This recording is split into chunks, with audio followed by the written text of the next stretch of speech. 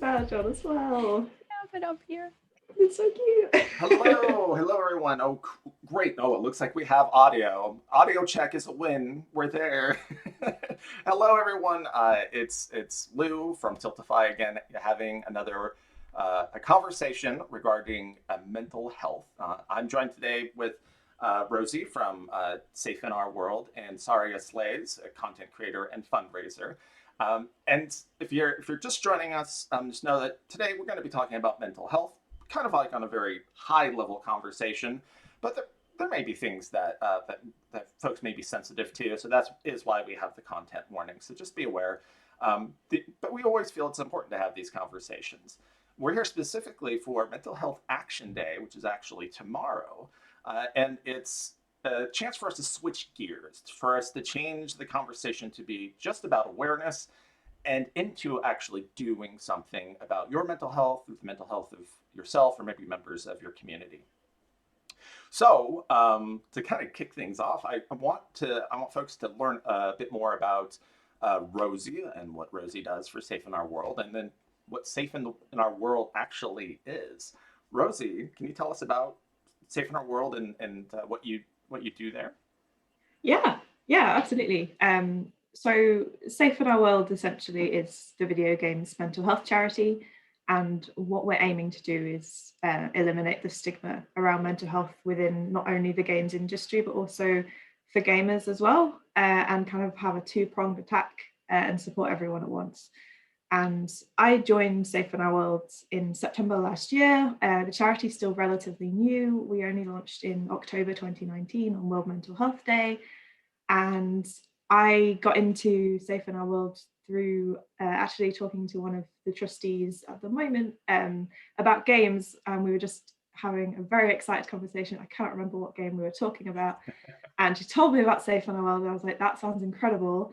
And then she said, oh, by the way, they're hiring in like a month. And I was like, that's very interesting to know. And here we are. Oh, that's amazing. Well, so if I needed to access the services that Safe in Our World provides or resources, what does that look like? How does Safe in Our World provide that support for gamers? So our main hub is on our website at safeinourworld.org, and on there is a host of a variety of different resources and information to be able to support people. We're a global charity, so we have a global list of helplines that go into different categories depending on what support you're looking for. So we have LGBTQ plus specific categories, we have youth categories, we have COVID specific helplines as well. We also have a lot of information about different kinds of mental health issues that you might be experiencing, and gives a bit of insight into what those are, or if you're trying to support someone else who might be struggling. There's a lot of information on there as well.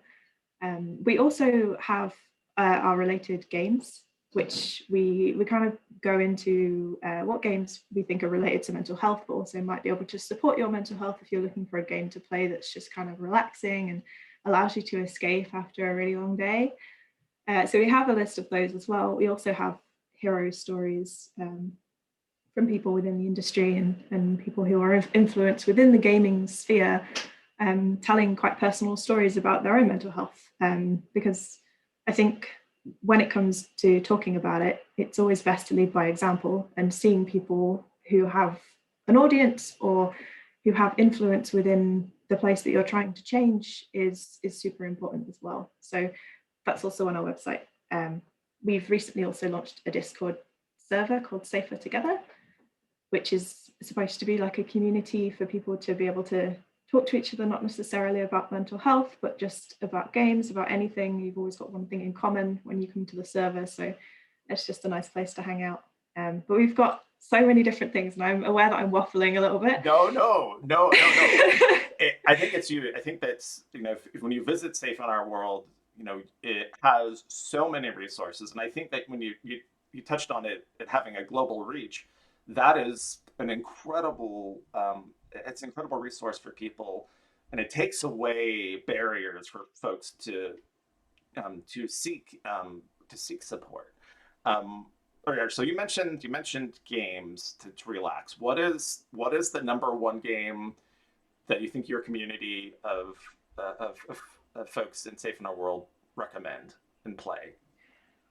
Ooh, I think it'll be a fight between who's answering this question, but from my opinion, it has to be Animal Crossing. Like, I know that it's basic and everyone says it, but it's a reason for it. Like, it's the most delightful little world to step into after a long day. And we played it together as a community when we started off for Mental Health Month, and it was just such a wholesome game to settle in for an hour or so. And that's been on there for a while. And I think, especially over the pandemic, so many people have rediscovered it. Like I did from my childhood. I'd not played it since the original one came out. So I'm going to go with Animal Crossing. Animal Crossing. I know. I always get scared about stepping away from Animal Crossing and getting back into it to see like how my town is in disrepair and how everybody's like, oh, there he is. Thanks for joining us, Lou. Yeah, and they always make little slide comments about like how it's like, oh, I haven't seen you in a while. I'm like, I know, I'm sorry. Well, so you receive support from fundraisers like Saria. So when uh, when folks come to Tiltify and they look up Safe in Our World, they can sign up for a fundraising campaign, and that's where we get so much support from our community of fundraisers. Saria, how did you discover Safe in Our World, and why is fundraising for Safe in Our World important to you? Sure. So last year was when we started the fundraiser for Safe in Our World, and we wanted to do it as like a group event with the stream team that I founded and also some other members of the streaming community. And the previous year we had done like a similar campaign, but it was more focused on like physical health ailments and supporting people in hospitals. So we kind of wanted to, think about maybe how we can then support a charity in terms of mental health. And so I went down my research road and tried to figure out, what kind of charities are there that we can try and support. And I found Safe in Our World, and I thought it was really interesting that they had like somewhat of a video game twist to the way that they fundraised and like the things that they did and the support that they provided. So that immediately kind of piqued my interest. And then the more I looked into it, the more I realized that Safe in Our World were pretty new and they hadn't been around for so long, and they probably could have benefited quite a lot from any additional support. So that's how we kind of decided as a collective group that we wanted to fundraise for them. And I'm really, really glad we did, because it was such a fun time. And even now, me and Rosie are still in touch. I'm now an ambassador for Safe in Our World, and a couple of the people who are in the team who took part in that event are also ambassadors. So we're still very much like integrated in that community, which is really, really nice. And I like that, that was an aspect that came out of it that I wasn't necessarily expecting. So but yeah, for me, the reason we wanted to fundraise for mental health, obviously it was somewhat of a team. So we wanted to make sure it was something that everybody was happy to fundraise for and that we all agreed was a good cause, which we definitely all did. Um, Essentially because streaming is in some ways an escape from or a way to help with your mental health.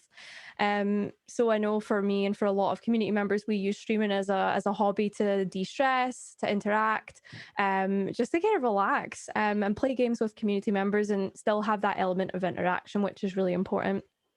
And we just kind of thought it made so much sense. It was like a piece of the jigsaw, and we just put it together and we were like, we stream, we play games, let's raise funds for a charity that also has that in mind, but that people could actually benefit from in a really, really important and valuable way. So yeah. That's phenomenal. What does being an ambassador entail? What does that look like?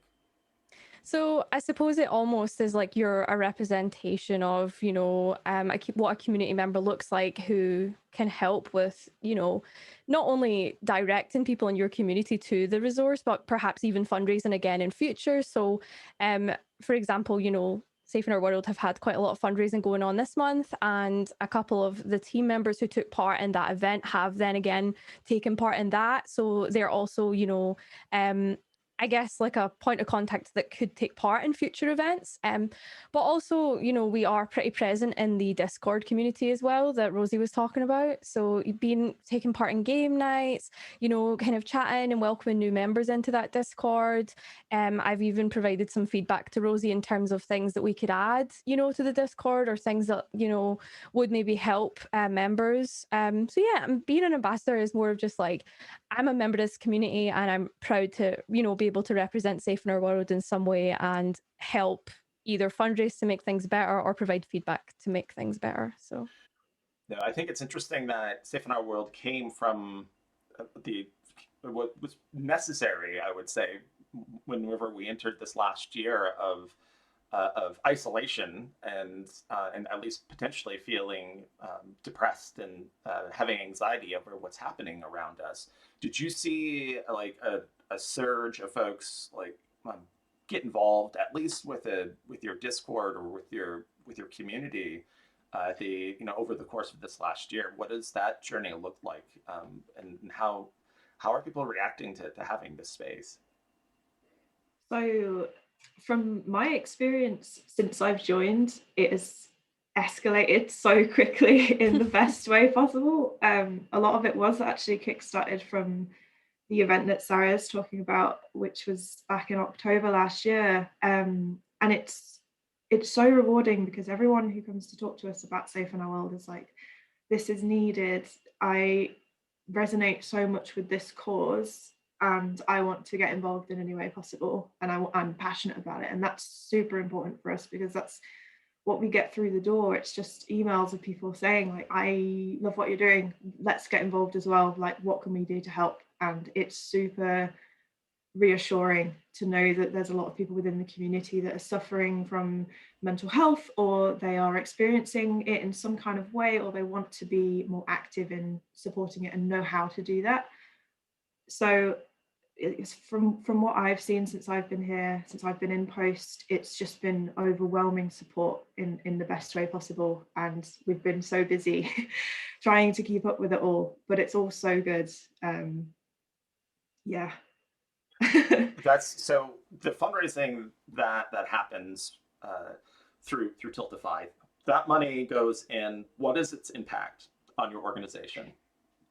So Safe in Our World currently does not have any grants or government funding or anything other than people's donations and a small percentage of sales from Fractured Minds, which was a game that was created by Emily Mitchell to support Safe in Our World. It's about anxiety or whatever you relate to the game as, and that's our only real source of income. So everything that is being raised at the moment is so vital to the charity because it keeps us running from day to day, but also allows us to be able to expand into projects that will be able to help people, and using the response from the community to see what people feel is a need is amazing as well. So it goes towards anything and everything in between as well.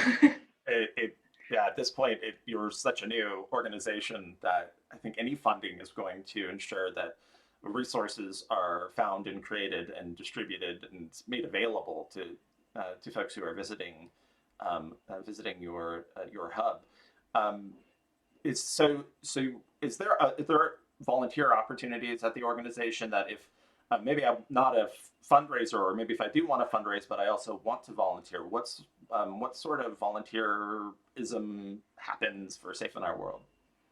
So we have our ambassadors, we have our patrons, and we have our champions. And the champions is kind of that first step into helping Safe in Our World. And at the moment, obviously, there are no events. So it's not so much volunteering as in you would put on a t-shirt and go to an event and support, right. But one day. No, well, it's so we're so close. I can feel it. I'm so excited. I know, it's in sight. But we have, our champions are amazing, and because we're such a new charity, we need people who are passionate to be able to spread the message and help and signpost people to where they can find support. And that's honestly the most important thing that you can do to help us right now is not necessarily fundraising or anything like that, but it is just to spread awareness of what we're doing and try and support us in that way as well, because it's very tough place to be able to try and get your name out there right now, and we want people to hear what we're doing. So that's what I would say is the most important. Absolutely. So, Saria, you know something about letting people know about Safe in Our World. What what is your experience in fundraising? What was your plan when you went in to say, all right, Safe in Our World, we're fundraising, but what incentives? How did you engage with your community to fundraise and to support what you were doing? Sure.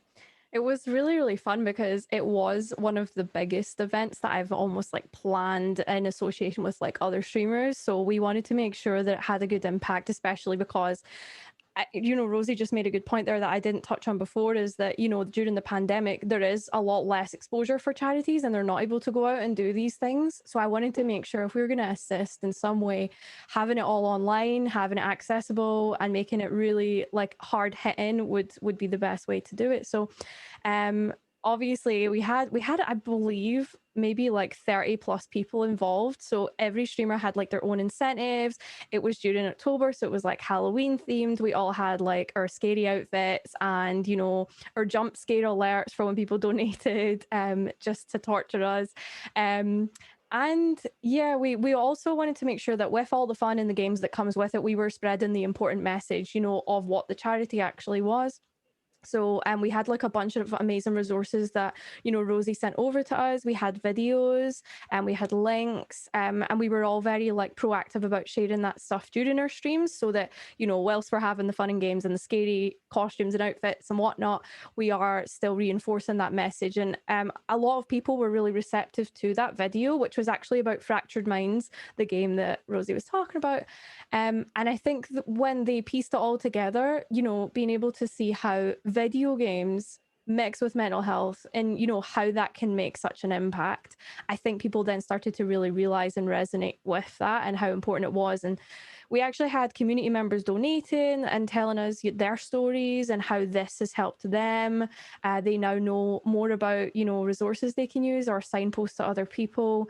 And I definitely feel like it brought us all closer as a community, within our own individual like little communities, as well as in the stream team who had organized the event. So it was really fun, and it's definitely going to serve as an example of what I would like to do for future campaigns, because I just really enjoyed the whole like experience of it, and it was really fun to work in association with Safe in Our World to make that happen. Okay, so what are the plans for the next big event? When can we expect to see Saria and this now small army of of fundraisers supporting this cause? Do you have any Sure. plans yet? Anything on the books? So this year we are planning something which I am not going to disclose yet because things are still in the works. But we are not done with supporting amazing fundraising causes, especially through Tiltify, because it's just so easy to get things set up, and with the integrations that are available for streamers and stuff, it's just a no-brainer to use Tiltify. But yeah, we definitely have plans, and like I said, there are members of the stream team, which is the Rage Club, who are or have been fundraising for Safe in Our World as well this month. So yeah, there's always something going on in the team in terms of charity, because that is one of our main values. And one of our main missions as a stream team is charity fundraising. So yeah, you can definitely expect more of that to come. That's awesome. And I apologize. I just saw that our chatbot shared Nightbot spat out your link, Rosie, and it ruined it. So I had to fix it. So I was absolutely listening to you, Saria. I was just like on the fly fixing it. And everybody saw my desktop background there for a half a second. So I apologize. It's all good. If the folks are just watching us, we're talking with Safe in Our World, Rosie from Safe in Our World, which is a UK-based charity, but has a global reach and provides resources for individuals for all sorts of concerns surrounding mental health. Definitely recommend that you go and you take a look. They're also one of our charities on Tiltify. So if you did want to set up a fundraising campaign, maybe that's your actionable item to do this month. We're talking about Mental Health Action Day. Eventually, I think that should be almost every day we can take an action for supporting our mental health and the mental health of others and people in our community as a whole. But that's tomorrow. But that shouldn't stop you from signing up and supporting such an incredible cause. And if you have any questions for Safe in Our World or for Saria that pertaining to mental health or gaming, because Safe in Our World is a gaming focused organization. And so please, drop any questions you may have in the chat. And of course, we're grateful that you're here.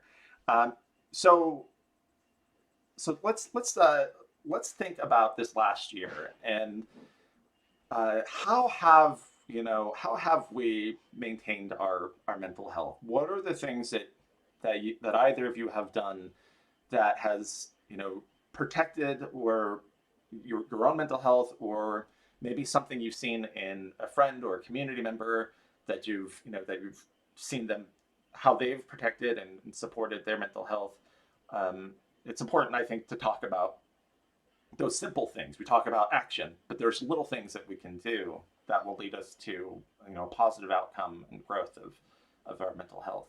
Rosie, do you have anything that you've done over this last year to help you cope with the pandemic?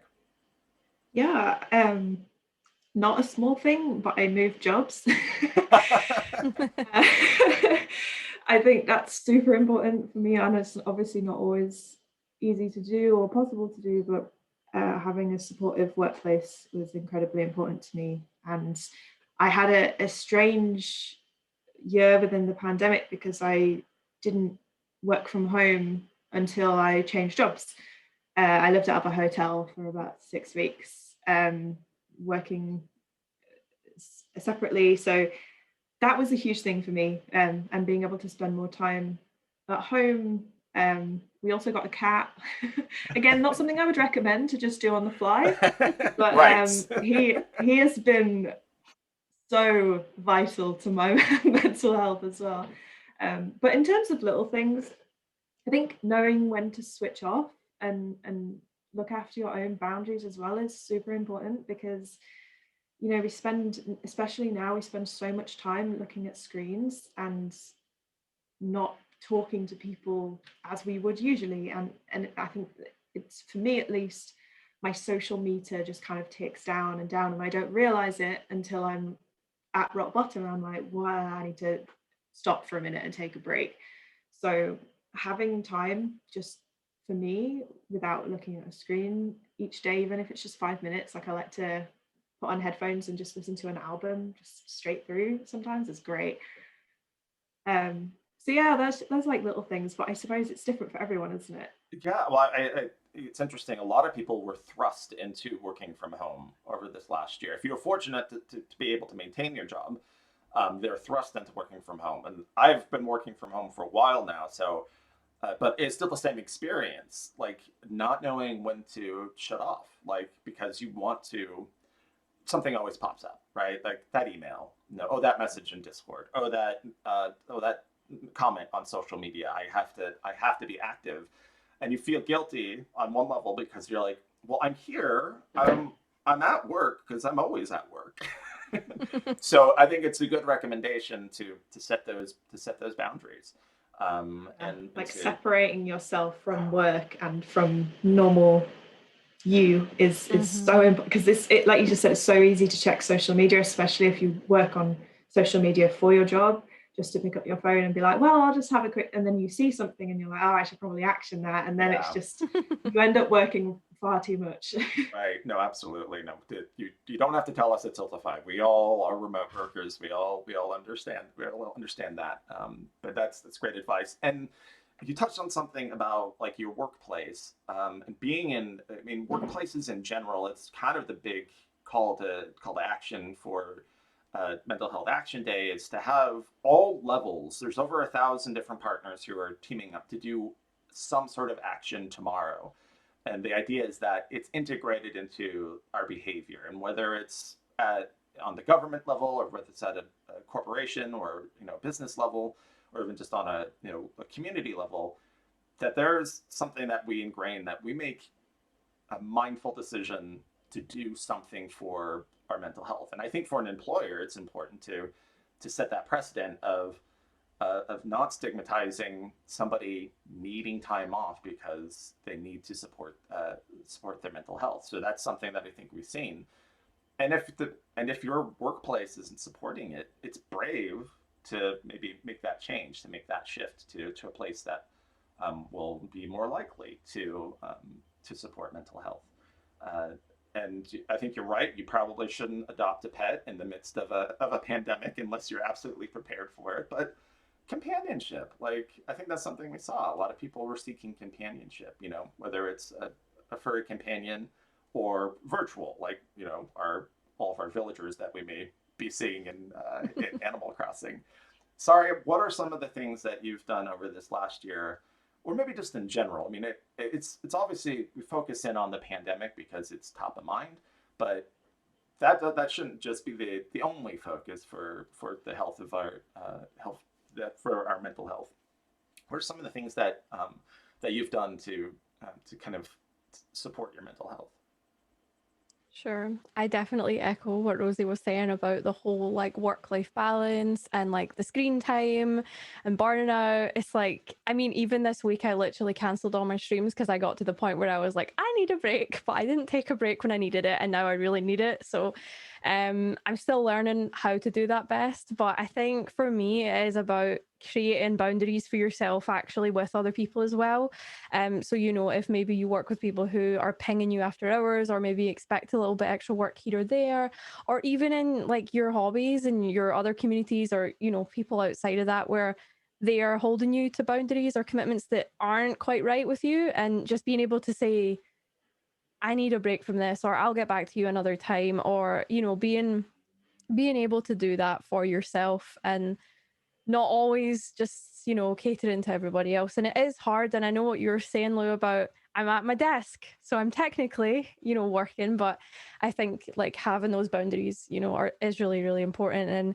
And on like a side note to that, like the space that I have right now is very small, and this is where I work. And even just like changing the work environment that you're in, so like adding like a couple of nice plants, or tidying up, or going for a walk for 10 minutes instead of just sitting at your desk eating lunch or whatever it is, are like small environmental changes that you can make to try and like almost trick your brain into thinking that you are in a different environment or things have changed, because it can work.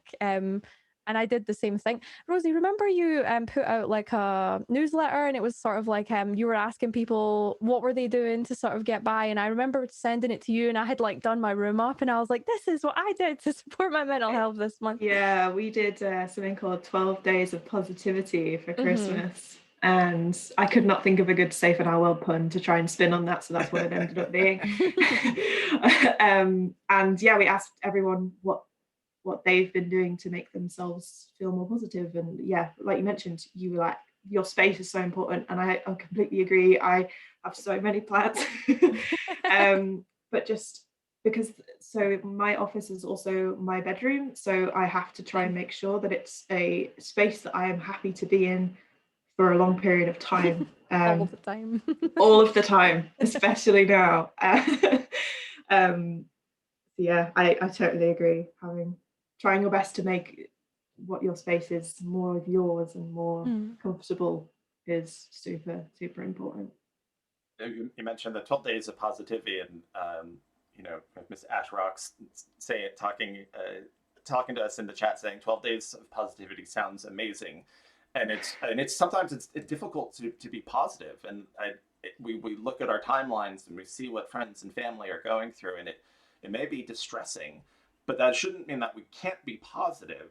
But if we need to talk to somebody about those things, what if I were to navigate the Safe in Our World? What would be that direct experience? If I landed on your hub, how many clicks is it until I can find a place to go to get supported?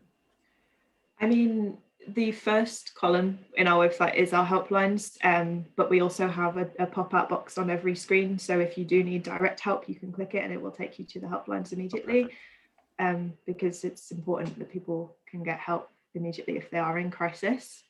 But we also have within the helplines a breakdown of specific resources that might help someone if they're having a specific issue, or if they want to talk to someone about a specific avenue of mental health.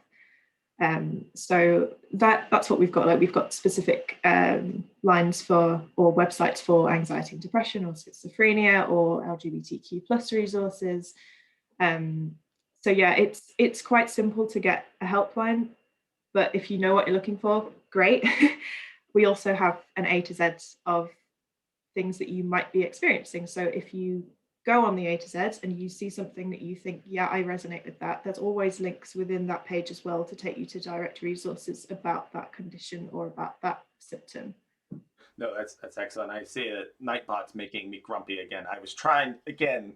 You saying all these brilliant things. I'm getting people to visit the site. And of course, I know Miss Ashrocks is saying, Nightbot, why, Lou? Do you have Nightbot? And it's like, well, it's always the bots. That's why you're on board. We're gonna make it better. Well, I want to make sure that folks do have your, they do have, your resources, and I'm going to go just kick. I think I know what it is. I think it's because there's not a space in between the word industry and then the link. No, that's definitely a part of the problem. But we're gonna troubleshoot on the fly here. I kicked Nightbot out. We did say and brought tech issues. Here, it's not a stream unless you have a tech issue, right? No, right? Exactly. Absolutely. It's not working. All right. There we go. Something happened. Oh, it's just really slow. It's just slow. It's going to spit out about 20 different links here in a second, chat. So you're welcome. You're welcome for I think Nightbot's experiencing some burnout right now. So yeah, and I think that's important to see that there is an organized list of all of these resources for people to access. Miss Ash Rocks loves your hair, Saria. So we can totally shift gears. I agree. I think it's absolutely fantastic. Thank you. I've told you I like your hair pretty much every stream I've ever been on. Yeah, I appreciate it. I mean, it does kind of like link into what we were saying about like your like what helps you to feel positive and stuff, because like my hair is something that I've messed with for years, and like it is something that I enjoy doing, but only recently, like in the pandemic, because we weren't really going out much and stuff, I was doing loads to it. I was like dyeing it, I was like cutting it, and now I'm like curling it and stuff. So even just stuff like that, like to make yourself feel like even more positive if the environment around you or the situation around you isn't, there's probably some little piece of, positivity that you can find, whether it be like a new outfit or your hair or doing your makeup or just anything really. Right. No, self-care is one of those things that, like, it's so funny. It's like, well, maybe I shouldn't wear my pajamas every single day to work, right? I mean, maybe that's something I should change. And going through the routine of doing those actions also helps set those boundaries, like you were talking about. If these are my work clothes, I should change out of my work clothes so I can have my relaxation clothes. And again, setting up those boundaries, especially in a time when so many of us are isolated, is really it's very important. Yeah, absolutely. So you have I've watched some of your streams, Saria, and you are absolutely hilarious. You tackle games in a very interesting way, and you give them no quarter if you're upset with them. This is true. What was your journey to content creation? What got you into creating content in the first place? Sure.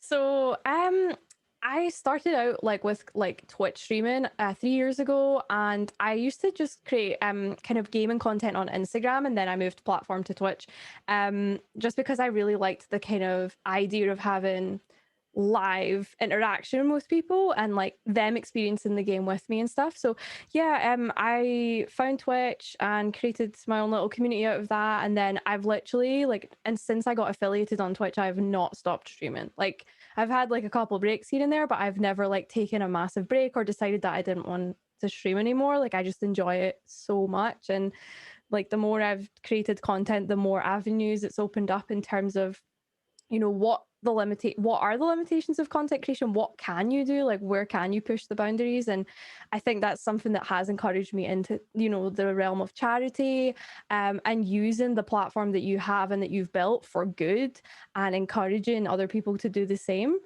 So yeah, I've always loved games. I've always enjoyed playing games, and we'll trying to play games and getting frustrated when it doesn't go the way I want. But I think at the end of it, if you took the games away, I would still love Twitch. I would still enjoy it because it's very much the interactive aspect of it that I like thrive on. If you had me sitting with a game and there was no one there, no one for me to talk to, I probably would have quit by now. But the fact that I have the community, I have people around me, take away the game, I'll still be having fun as long as there's a community there. And I think that the strength and the value of the community on Twitch is something not to be underestimated. So yeah. No, absolutely. That's fantastic. Yeah. Rosie, what is your favorite part of your job? What's the thing that you get most excited about, doing, either on a daily basis or just the function that you're grateful for? I think, it's so hard because I really just enjoy everything. It sounds so cliche. I genuinely enjoy everything. I love the interaction within social media and with Discord as well. It's always such a positive space to be in, and being able to have communication with people like Saria and like ambassadors as well, because for me it's a space full of people who are all so positive and so aligned with my own values that it's just a really nice place to be, and it doesn't feel like work talking to people. Everyone's so invested in the mission. So for me, that's a huge thing. My internet's having a really hard time right now. I'm so sorry if I'm cutting in and out. Oh no, great. But You're fine. but yeah, being able to interact with people for me is huge, because you're seeing the results of what you're attempting to do and what you are doing in real life with people who are telling you that this is working and they're happy with this and you've helped them, and that's massive for me. Absolutely. Oh, so since we are talking about fundraising and support, one of the things, sorry, you kind of touched on this, is that the power of Twitch is the level of engagement and the level of connection you can feel with the content creator or the streamer. And you have a lot of those tools that you can use through fundraising, and definitely fundraising through Tiltify. What are the top few things that you recommend to someone who's maybe watching? They're like, well, you know what? I think I want to take action on mental health. I want to start a fundraiser. Hopefully, they'll start a fundraiser for Safe in Our World, or any one of our other amazing charities on Tiltify. What would you say, like the first thing that you would say that you have to do this, and maybe something you wish somebody would have told you? I think probably the first thing would be is to not take on everything yourself. So like, of course, if you want to fundraise, that's great, but don't feel like you have to, focus in on absolutely every element of the fundraising experience on your own. Like have like a family member help you, or a community member, or somebody who's already done it before, because it's not that it's difficult to set up and stuff, but it's like all of the organization to make an event work can be overwhelming for one person. So I would say like definitely make use of the resources that you have available. Like on Tiltify, there's like so many like articles and stuff that really helped me establish, this is step one, this is step two. And then I had like a couple of people in the community help me like organize it and get all of the elements set up that needed to be set up. Also, making use of the integrations on Tiltify, like so your schedule aspect, you can put in everyone's time. If you're, fundraising with a couple of people, or if you yourself are fundraising at different times or dates, it's super easy to just input that, and then all you have to do is direct people to the campaign. Also things like milestones and targets. It's a fun way to, incentivize donations, and it also gives you something to work towards as well, and to, raise the hype over. But yeah, I would say like don't put too much pressure on yourself. Like there's definitely help and resources out there, and if you know of some other people who've maybe done a fundraiser before, like feel free, I would say, to reach out to them, because a couple of people have reached out to me after the ones that we've done, maybe asking a couple of questions about how I got started, and yeah, just sharing that knowledge and making it easier for other people to do the same thing. But yeah, there's a load of different like cool features that you can make use of, especially if you're streaming, to make it fun. So Oh, thank you for that. That's great. And it's great advice. It's like, don't go at it alone. There's Yeah. there's other people who are more than likely are going to want to help and support you. You just have to let people know what you're doing. That's great advice. Rosie, what is some of your favorite fundraising antics you've seen occur over this last year? Oh god. And it could Oh, be gosh. totally Saria being, maybe humiliated on stream. I mean, Did happen. Saria's stream was a joy to be because it's just like I remember vividly about the poll that was going on between what color your hair was going to be Oh yeah. very well, and I can't remember whether this is a recent stream or whether this was part of the fundraiser, but you always seem to be eating beans every time I'm on Oh. stream. Because I Yep. get that you don't like them and everyone else loves to see you eat beans. And I don't know why, but it really cracks me up. We've seen people shave their heads. A classic glitter beard. It's always fun. Love that. It's carnage. And a lot of eating unpleasant things is a lot. It's a lot of it. And it's tough when you're trying to have dinner and you're watching someone just like gag constantly. I'm so sorry that you're being put through this pain and suffering for charity. But people love it. They're like, yeah, give me another bean boozled. Oh Mhm. no. We have dead fish. And I'm like, oh God. Got to love that. You're braver than me. So That's someone the other fantastic. day eating a cricket sandwich. So Oh Oh no. I heard they taste like No. popcorn. I'm not sure about that. I don't want to give it a shot. I want to don't think test so. that Test out. I'm good. If you were just joining us, and maybe you saw us on the front page, and you're tuning in, we're talking with Safe in Our World, Rosie from Safe in Our World, which is a UK-based charity with that global reach, with an incredible hub of resources for folks seeking someone to talk to, or maybe if they're navigating a difficult time, it'll help you find that resource that's localized to you, to resources in your region. And we're also speaking to SariaSlays, content creator and fundraiser for Safe in Our World, about our experiences through mental health, fundraising, like gross foods that we've been forced to eat or seen others eat over the course of fundraising. So really, please, if you have any questions, feel free to drop them in the chat. And we'll definitely be happy to answer them if they're pertaining to gaming and fundraising and mental health. If you have any questions about how Safe in Our World can, or how you can get support from Safe in Our World, Rosie's here to help out with those questions. Okay, so now real talk. Well, we talked about feel-good games for our mental health. What are just your go-to games to just like it doesn't necessarily have to be a feel-good game. What is your go-to game, Saria? I don't really know if this is a good recommendation for like not feeling stressed out or trying to feel relaxed, but the game that I just can't stop going back to is Bloodborne, which is like essentially not the most relaxing game that you could ever play. But for me, like I play it on stream, and I'm doing a challenge run, which means that I have to go through all of the base game bosses without taking one hit. And the game is already really hard, so it's like a stressful experience, but at the same time, like it's very motivational, and the chat's always behind me. And really, on any day, even if I feel like my gameplay is going to be really bad, just having them like to chat to and have casual conversations and laugh at the game and laugh at me raging at the game is something that I love to do.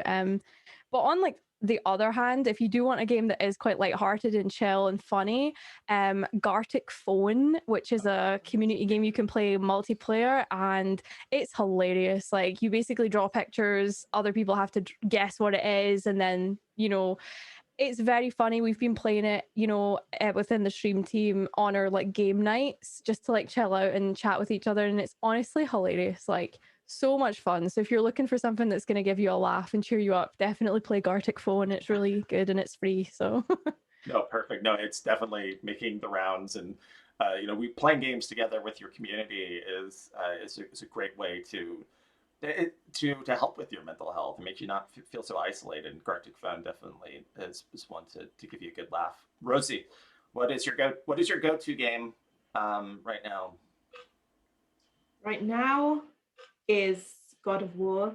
I adore that game so much. The most recent one Um, on the PS4.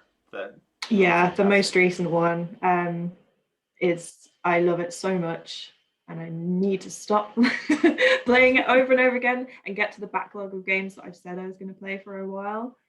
But other classics that I always go back to, like Stardew Valley, Binding of Isaac, I find so fun. Between the two of And you, we have Bloodborne and Binding of Isaac's, two of the most stressful games I've ever played.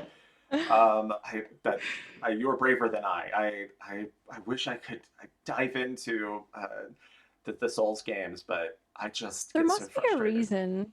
There must be a reason that we do that. It must be like some sort of adrenaline rush or something that like helps us then actually de-stress after we've gone through that adrenaline rush. Like there must be a reason for that because yeah, it makes I think no it's because sense you're on the surface. focusing so hard on one specific thing Yeah. that you forget everything else that's going on. So then when you finish it, you're like, I feel like I've had a break from everything else. The distraction, isn't it?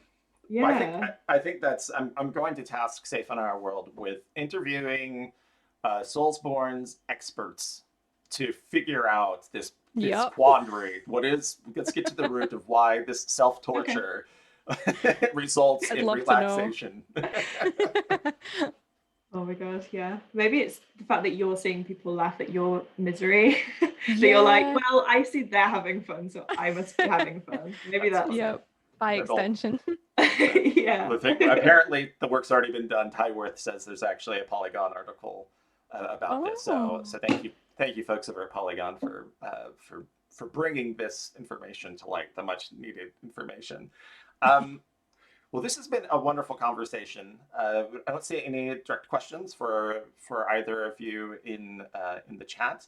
I do want to, again, this is the call to action for anybody who's watching is this is mental health not mental health appreciation, not mental health awareness month, though we should appreciate our mental health as well. But Mental Health Action Day is a call to action to do something about your mental health. And it can be something as simple as joining a community like Safe in Our World, where you can feel comfortable knowing that you are surrounded by other people who care about their mental well-being and celebrate gaming. So, we're on Twitch.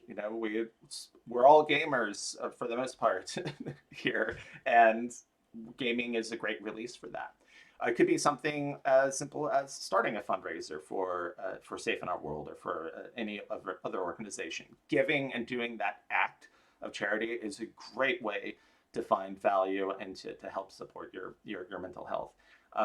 And really just spreading the word and having open conversations about this and creating safe spaces to do so is an incredible effort that you can take, an action you can take for your mental health. Do you have any final thoughts on your final words to folks? Maybe kind words. Let's look at kind words to anybody watching. It's been a long year. What would you say? Here, no, I'll rephrase this. I got the question. What would you say to yourself if you could send yourself a message back to the start of COVID? What words of wisdom would you give to yourself? I want to say I would tell myself that it's okay to take breaks, because like I genuinely only now, looking back in hindsight, realize like there are certain times where I probably was high stress or whatever. And if I had just taken like a day off, like simply one day, I could have restructured the way I was thinking about a situation. So I would say like, it's okay to take a break. It doesn't mean you're weak. It doesn't mean you're disorganized or lazy. It just means you maybe need some time to like rethink things and just get a clearer mind. So I would say that. Double down on stepping away and taking breaks. Rosie, what is the message you would tell yourself? My message would be that there is no right or wrong way to deal with what's just happened over the last year, and punishing yourself is not going to help. And it's easier said than done, but it is so important to just be kind to yourself when everything else is going wrong, and reach out to people if you need it.